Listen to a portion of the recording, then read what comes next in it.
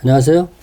저희가 일부에서는 ETF 투자를 지금 시장 상황이 안 좋음에도 불구하고 계속 하는 게 맞는 것인지 이런 거를 좀 알아봤는데, 이번 2부 시간에는 그럼 과연 ETF 투자를 계속 한다라고 하면은 또 현명한 ETF 투자 전략은 어떻게 짜보는 것이 좋은지 이런 거는 알아보는 시간을 갖도록 할게요.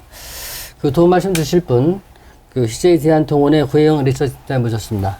안녕하세요. 안녕하세요. 저희가 이제 시장의 변동성 관리, 이런 거에 대해서는 이제 경기 사이클, 이런 것들을 잘 알아야 된다고 생각이 드는데, 경기 사이클을 알 수 있는 방법이라고 할까요? 그런 걸 아주 쉽게 좀 도표를 활용해서 설명을 해 주십시오. 네, 저희 그림을 한번 같이 보면서 말씀드리겠습니다. 요즘 가장 큰 금융시장의 변수가 아무래도 금리겠죠. 금리가 어떻게 움직이느냐, 즉 연준이 어떻게 행동을 하느냐, 한국은행은 그것에 어떻게 대응을 하느냐, 이런 부분들이 지금 금융시장의 가장 중요한 이슈로 자리 잡고 있는데요. 그래서 제가 금리를 기준으로 경기를 판단하는 법을 좀 설명드리려고 합니다. 제가 또 채권시장에 굉장히 오래 있었거든요. 그래서 쉽게 설명드릴게요. 경기는 크게 한 4가지 국면으로 나눌 수가 있죠. 경기가 회복되는 국면, 그 다음에 경기가 더 확장되는 국면, 그리고 경기가 서서히 둔화가 되다가 이제 경기 침체로 가는 국면인데요. 이러한 국면의 어떤 구분이 사실 금리를 기준으로 보면 조금 더 뚜렷해지는 경향들이 있습니다. 지금 그림 같이 보시면 지금은 단기금리, 즉 기준금리가 상승하는 시기죠. 지금 경기 불황 얘기를 많이 하시는데 사실은 금리가 올라가는 시기는 경기가 회복된 시기입니다. 경기의 회복이 굉장히 확장적으로 이루어져서 경기가 과열될 수 있는 상황에 한국은행이나 또는 연준이 기준금리를 인상을 하게 되고요. 그것과 덩달아서 장기금리도 같이 올라갑니다. 왜냐하면 이러한 금리를 인상할 수 있는 배경 중에 하나가 성장도 있겠지만 물가가 있거든요. 그래서 물가가 올라가고 성장률도 높아지고, 그래서 단기금리를 인상을 통해서 어떤 경기에 과열될 가능성들을 막고, 그렇게 되면 이 인플레이션과 동반해서 장기금리도 같이 올라가는 딱 지금의 상황입니다. 그래서 이 경기 국면의 사이클로 봤을 때는 아직은 미국의 경기나 또는 우리나라 경기가 경기 둔화라고 보기는 조금 어려운 것 같습니다. 좀 이어서 같이 보시면 경기가 둔화됐다라고 하는 확실한 시그널은 단기금리의 하락으로 이어졌을 때입니다. 즉 연준이 지금보다 더 기준금리를 인상하면 경기가 위축될 것 같은데 라는 우려를 가졌을 때, 그때가 사실은 경기가 둔화되는 어떻게 보면 시작이라고 보셔야 될 것 같고요. 이때부터는 장기금리가 하락합니다. 왜냐하면 안전자산을 선호하는 기관 투자자들 또 글로벌 투자자들이 미국의 장기 투자, 미국의 장기 채권 또는 우리나라의 장기 채권을 사게 되거든요. 그래서 단기금리는 많이 높아져 있는 상태에서 더 오르지 않고 장기금리는 하락하는 국면. 그래서 아마 장단기 금리 역전 이런 단어를 들어보셨을 것 같아요. 이런 상황들이 발생을 하면 이것은 경기가 둔화되는 상황이구나 라고 보실 수 있습니다. 지금은 이 경기가 확장된 국면하고 경기 둔화가 사실은 섞여 있어요. 혼재되어 있는. 네, 좀 비교를 해보면 단기금리가 상승하고 장기금리가 상승하는 것은 경기 확장의 시그널인데 반면에 국채의 장단기 스프레드가 역전된 것. 즉 장기금리가 단기금리보다 더 낮은 곳에 있는 것, 그런 것과 그리고 크레딧 스프레드라고 하는 회사채에 붙이는 일종의 이제 위험 금리들이 높아져 있다라고 하는 것은 확실히 경기 둔화의 시그널입니다. 그래서 지금의 경기는 이 두 개의 영역 어딘가에 있다. 그럼 이 다음 시그널은 뭘까? 살펴보면 이 다음 스텝은 이제 경기 둔화와 경기 침체 이 구간으로 넘어가는 형태가 될 가능성이 높죠. 그렇게 되면 우리가 확인할 수 있는 금리의 시그널은 일단 단기금리의 하락이 나타나고 단기금리의 하락이 어느 정도 진정되는 국면까지, 여기까지가 사실은 경기가 둔화되고 침체되는 사이클입니다. 그리고 장기금리가 충분히 하락하게 되고요. 그리고 크레딧 스프레드가 확장되는 것이 지속되는 것. 이 구간이 아직은 남아있다고 봐야 돼요. 그래서 최근에 보면 금융시장의 변동성이 굉장히 많아지고 또 단기적으로 주가지수가 상승했다가 하락했다가 상승했다가 하락했다가 하는데 사실 큰 방향성으로 봤을 때는 아직은 금리 시장에서 이러한 경기 둔화와 경기 침체를 충분히 반영하지 않았음을 감안하면 주가 지수는 사실 그러니까 방향성으로 봤을 때는 위보다는 아래일 확률이 조금 더 높은 상황인 거죠. 하방 올라갈 가능성이 높다. 네, 그래서 지금도 보면 주가 지수의 변동의 요인이 왠지 연준이 금리 인상을 좀 줄일 것 같아. 그 속도를 조금씩 천천히 가져갈 것 같아라는 기대감으로 주가가 올랐다가 아니네. 연준이 계속 금리 인상 빨리 한다라고 하네. 그러면 또 주가가 빠졌다가 이런 사이클이 반복되고 있거든요. 요거는 앞으로도 좀 지속될 가능성이 높습니다. 그래서 이 금리로 기준으로 봤을 때는 아직 확인해야 되는 시그널들이 금리 인하까지 가야지만 우리가 소위 말하는 진바닥이라고 하는 걸 확인할 수 있다라고 생각하고요. 진짜로 안정적으로 그리고 공격적으로 투자를 해도 되는 시기는 언제냐면 경기가 침체 국면에서 회복으로 넘어가는 사이클이에요. 이때 나타나는 가장 큰 어떤 시그널은 크레딧 스프레드가 축소됩니다. 즉 회사채에 붙이는 위험금리가 점점 낮아져요. 이거는 무슨 말이냐면 이제는 회사에 내가 조금 더 낮은 금리로 돈을 빌려줘도 되겠네 라는 거대한 자본의 판단이거든요. 그럼 위험이 그만큼 낮아진다는 얘기고요. 그럴 때는 사실상 조금 더 주가지수 같은 위험한 자산에 공격적으로 투자해도 되는 시기입니다. 그래서 저는 아직은 연준의 어떤 그 기대에 대한 변화에 일희일비하기보다는 아직은 조금 보수적인 판단으로 금리에 대한 정책이 바뀌는 것까지는 보는 사이클이 필요하다라고 생각하고요. 이런 기준에서 경기를 보신다라고 하면 아까 말씀드렸던 변동성 관리라든가 또는 자산 배분이라든가 또는 어떤 지수에 대한 인버스나 레버리지를 활용하는 전략들도 충분히 판단이 가능하실 거라고 생각합니다. 팀장님 말씀을 들어보면은 지금은 주식이나 ETF 할 때가 아닌 것 같은 느낌이 드는데요. 사실 방향성에 단기적으로 베팅하는 것은 저는 언제라도 위험하다고 생각을 해요. 지금은 조금 더 위험한 구간인 것 같고요. 대신에 누구도 시장을 알 수는 없거든요. 이러한 정책에 대한 기대 변화가 어느 정도 속도 안에서 어느 시기 있을지는 사실은 아무도 모릅니다. 그렇기 때문에 이런 기준들을 가지고 계속 점검을 해야 되는 거고요. 그런 관점에서 보면 저는 적립식으로 투자를 하는 것은 굉장히 의미가 있다는 생각이 듭니다. 지금보다 예를 들어서 금융지수가 더 낮아지게 되면 오히려 나는 더 낮은 가격의 주식을 산다, ETF를 산다라고 하는 만족감을 누릴 수가 있고요.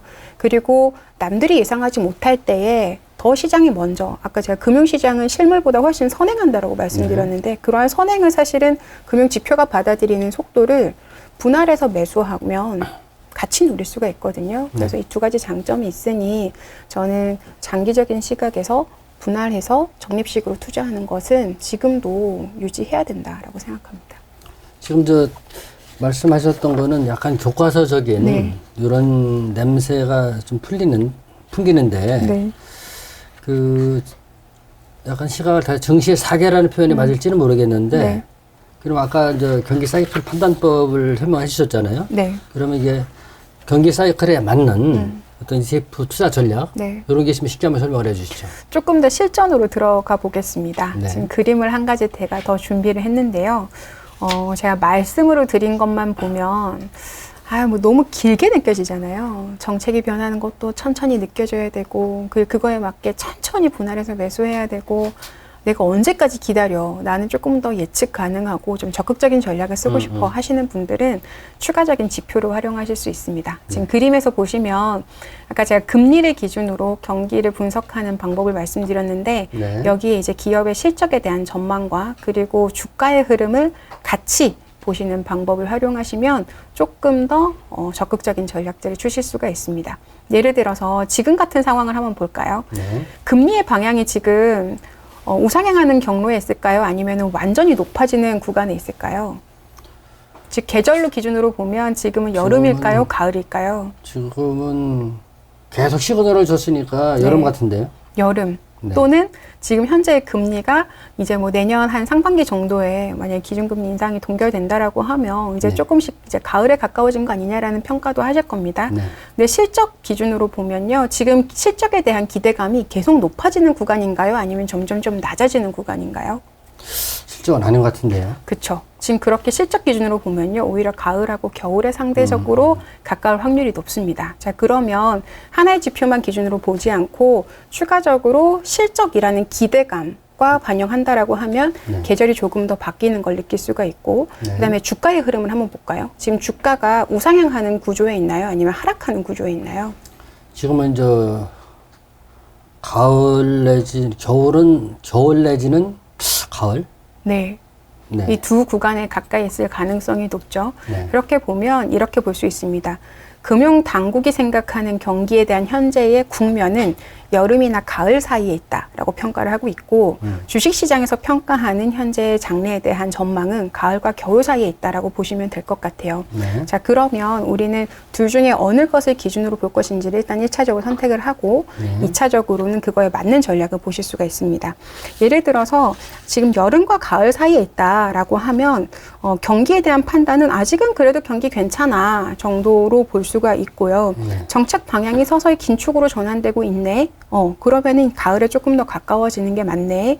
이럴 경우에는 실질 이자율이 상승하고 수요는 감소하고 생산은 축소됩니다. 네. 지금 딱 상황 아닌가요? 네. 그렇죠? 그리고 이럴 때는 많은 투자자분들이 현금 비중 확대하라는 말씀 많이 하시죠. 사실은 이미 너무 많이 떨어졌기 때문에 난 더 이상 줄일 현금이 없다. 확보할 현금이 없다라는. 돈 있어야지 네, 이미 너무 많이 물려서요. 그렇죠. 네, 이런 게 있지만 사실 요 강의를 조금 더 전에 들으셨다면 내가 지금 여름에서 가을로 넘어가고 있구나라는 판단을 하셨을 때 아마도 현금을 조금은 그러니까 확보를 해놓으셨을 가능성이 높죠. 지금도 그렇습니다. 그러면 지금부터 만약에 가을이 된다라고 하면 우리가 예상할 수 있는 것들은 일단 실업률이 상승하는 모습들이 확인될 수 있고요. 네. 그 다음에 금리가 지금은 인상 속도에 대해서 우려를 하고 있는데 이제 인하라는 글자들이 보이기 시작할 겁니다. 근데 이럴 때 조심하셔야 돼요. 왜냐하면 지금의 금융시장에서는요. 금리 인상으로 인해서 주가가 하락하니까 금리 인상이 멈추면 주가 오르지 않겠어? 라고 생각하세요. 근데 지금 우리한테 기다리고 있는 계절은 겨울이죠. 즉 금리 인상이 중단된다고 하는 건 경기가 더 이상 위축되면 안 된다라는 판단이고 이 시기에는 상당 기간 동안 경기가 상당히 얼어붙어 있을 가능성이 높습니다. 그래서 주가가 오히려 금리가 동결되는데도 불구하고 하락하는 그런 사이클들을 보시게 될 확률이 높아요. 이럴 때에는 대책이 이런 거죠. 일단 경기 부양책 언제 나오냐 지켜봐야 되고요.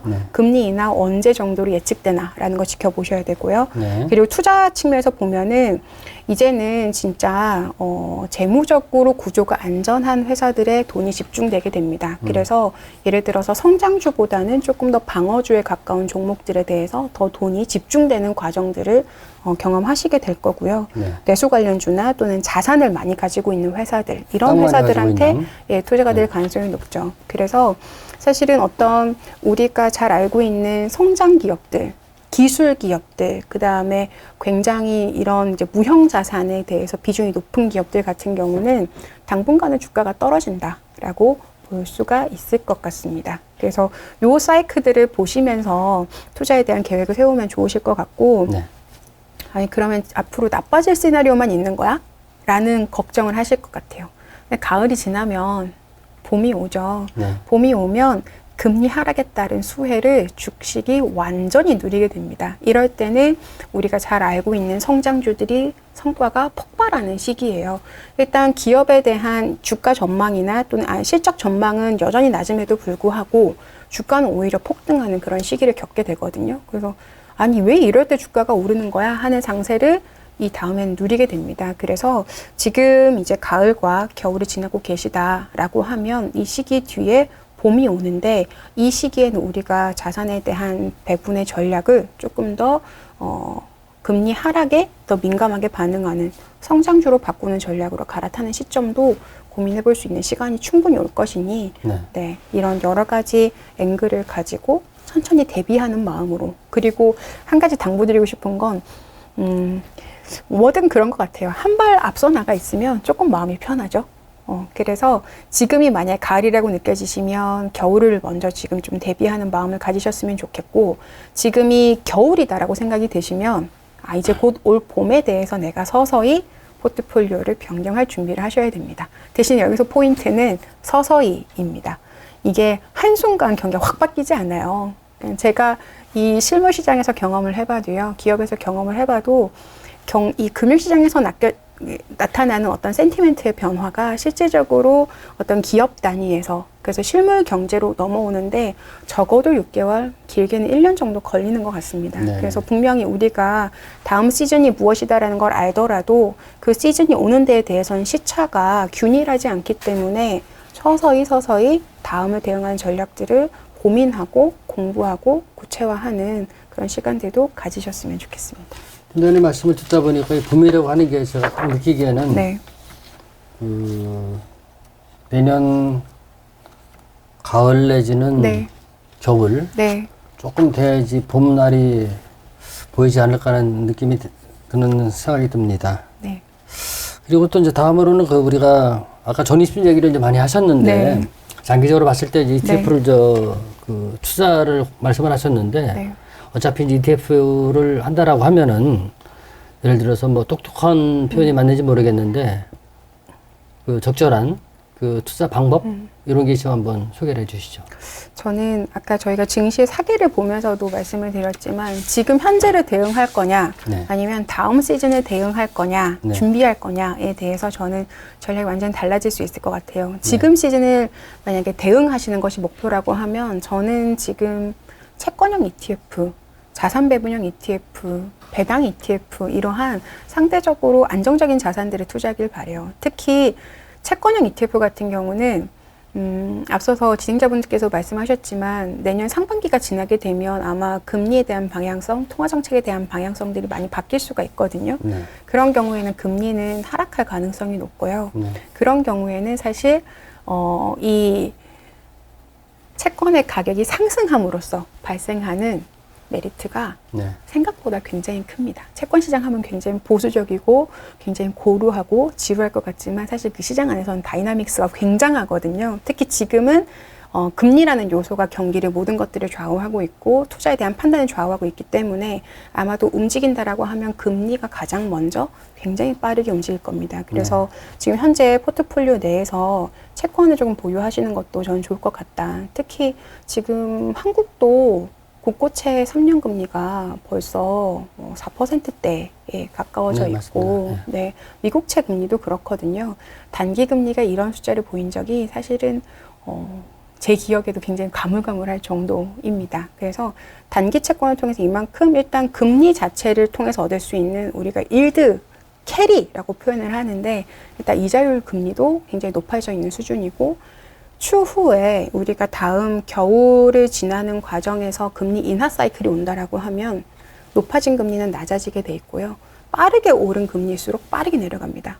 그만큼의 또 자본 차익도 누릴 수 있으니 일단 현재를 대응하는 관점에서는 채권이라고 하는 자산을 ETF로 포트폴리오로 편입하시는 것도 좋은 전략이 될 수 있다. 다만 주식보다 재미는 없습니다. 그리고 원래 채권은 안전자산이라서 왠지 주식이 떨어지면 채권은 올라야 될 것 같지만 지금은 금리 상승으로 인해서 모든 것들이 촉발되고 있기 때문에 당분간은 채권형 ETF를 사셔도 아마 숫자는 손실로 찍히실 거예요. 그걸 조금은 감내해 주시면 그 뒤에 좋은 과실을 얻으실 것 같습니다.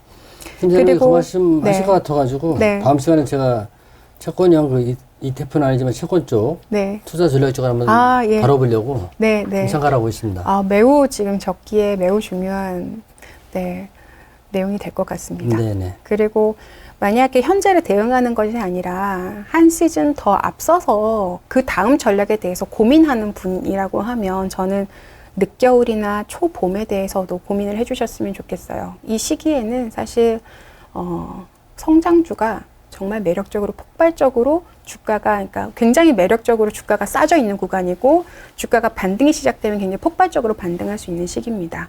저는 사실 앞으로의 10년을 바라본다라고 했을 때 이 세상을 바꿀 수 있는 것들은 대부분 기술에 의존된 부분들일 거라고 생각을 해요. 그리고 주가가 오르는 것도 결국은 기술에 의존된 어떤 그 산업들 그리고 기업들의 주가가 많이 오를 거라고 생각합니다. 그래서 그런 성장주들 기술주들에 대해서도 내가 이걸 언제 사지 하는 고민들을 조금씩 해보시는 것도 좋을 거라고 생각합니다.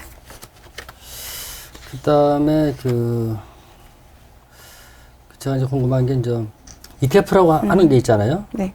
그 우리가 이제 투자 패턴을 할 때 뭐 행동주의 패턴 이런 걸 따지고 있는데 네. 그 투자 패턴에서 어떤 사람한테 좀 적합한지 이런 거 한번 말씀해 주시죠. 일단 주식 너무 잘하시는 분들은요, ETF 재미없습니다. 그래서 주식은 나는 너무 잘해, 너무 잘 알고 있어, 난 재무제표를 통해서 기업의 미래 가치를 충분히 나는 파악할 수 있어 하시는 분들은 ETF 안 하셔도 됩니다. 그리고 주식을 투기적으로 거래하시는 분들도 ETF는 무의미합니다. 그래서 그 두 부류의 분들은 저는 ETF는 별로 추천드리진 않고요.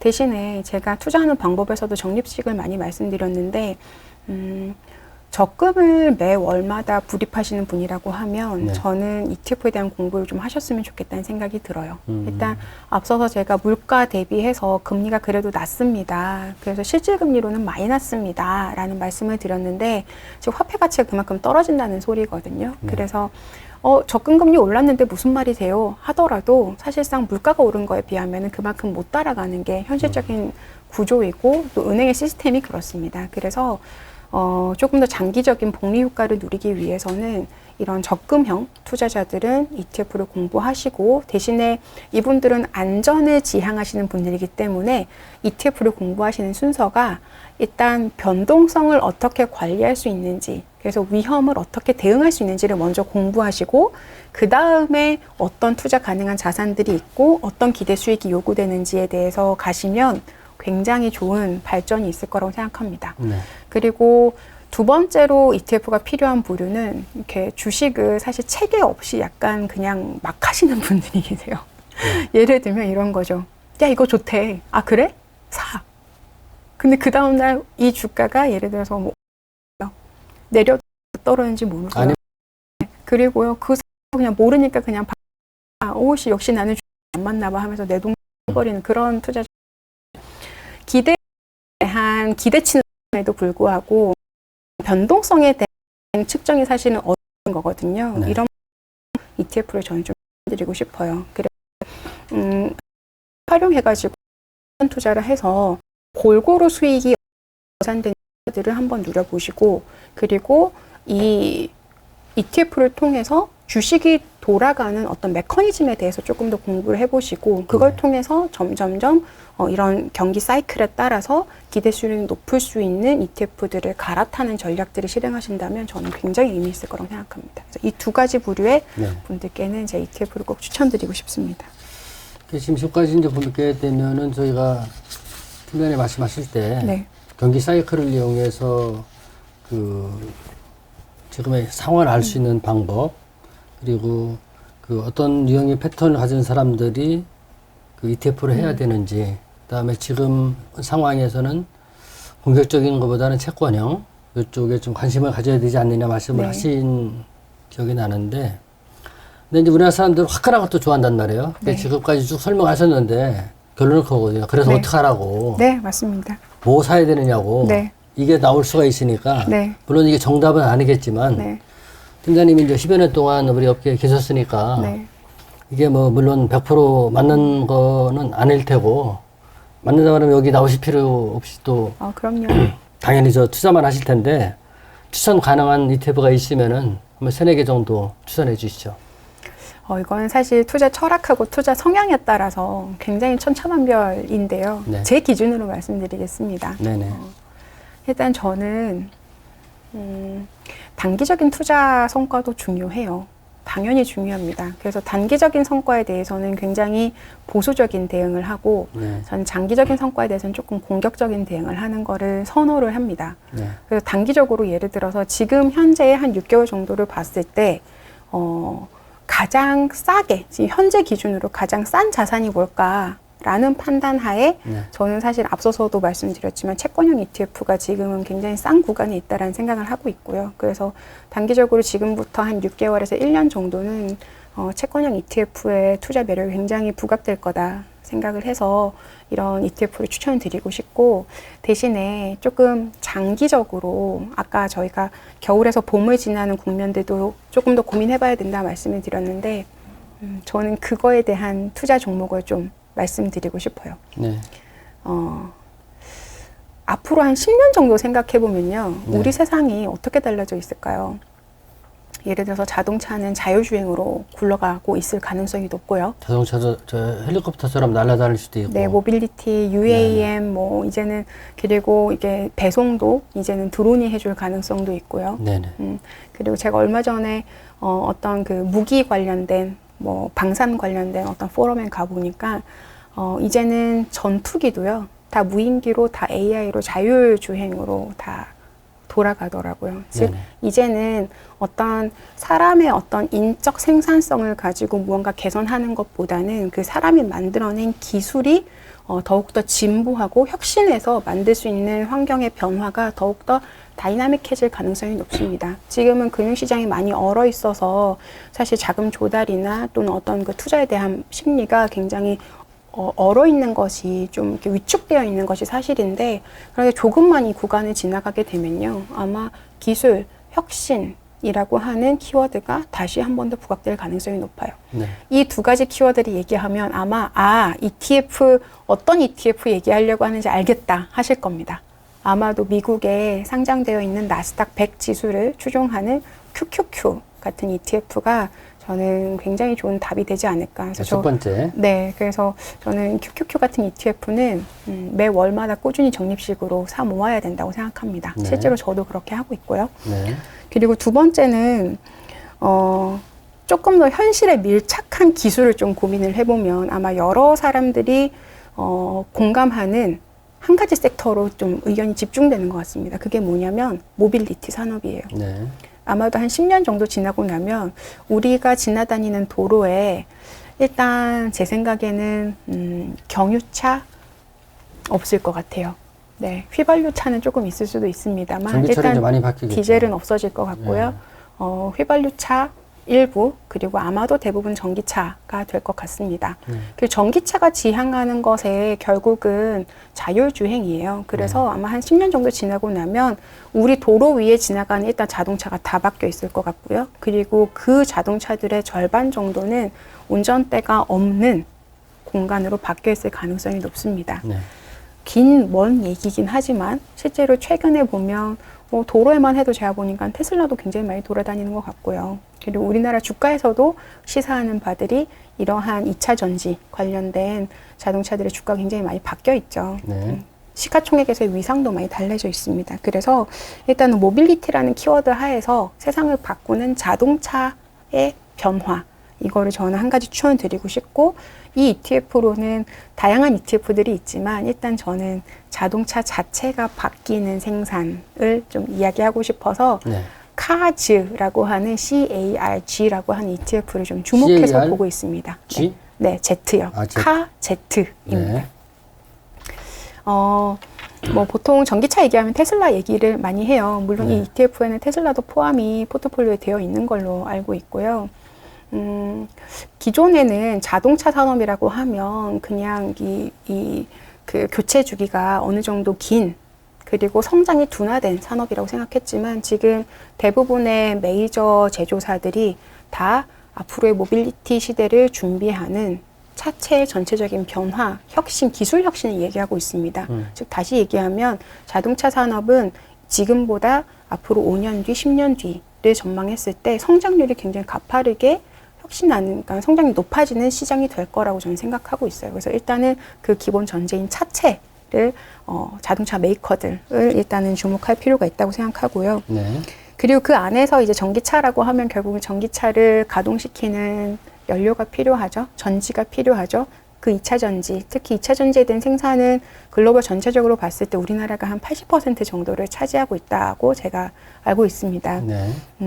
그런 의미에서 우리나라에 되어 있는 타전지 또는 코덱 전지 같은 종목도 추천. 이 두 개의 ETF는 사실 포트폴리오 비슷하긴 한데요. 써서 혹시 기억하시겠지만 동일하도 네.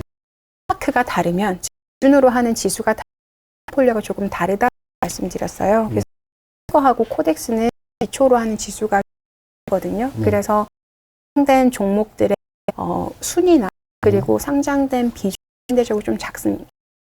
예를 들면 코덱스 같은 경우는 제가 알기로 삼성 DI 비중이 가장 큰 걸로 알고, 그 다음에 탈는 LG 션, 비중이 제일 큰 걸로 제가 그래서 그 식의 이제 포트폴리오 쓰니 포트폴리오에 이제 편입된 종목들의 내용을 보시고 조금 내가 선호하는 게 있는 프로 고르셔도 좋을 것 같습니다. 타이거 2차전지, 코덱스 2차전지 하려면은 네. 보지 말고 바스 안에 담아있는 네, 그 놈들이 뭐가 있는지를 네. 확인해보고 투자할 필요가 있다. 이시죠? 맞습니다. 자, 저희가 지금까지 그 이거는요, 그 경기 사이클에서 현재 상황이 어떤지 살펴봤고, 그다음 장기적으로 투자를 할 때 똑똑하게 활용할 수 있는 방법이 무엇인지 알아봤고요. 그다음에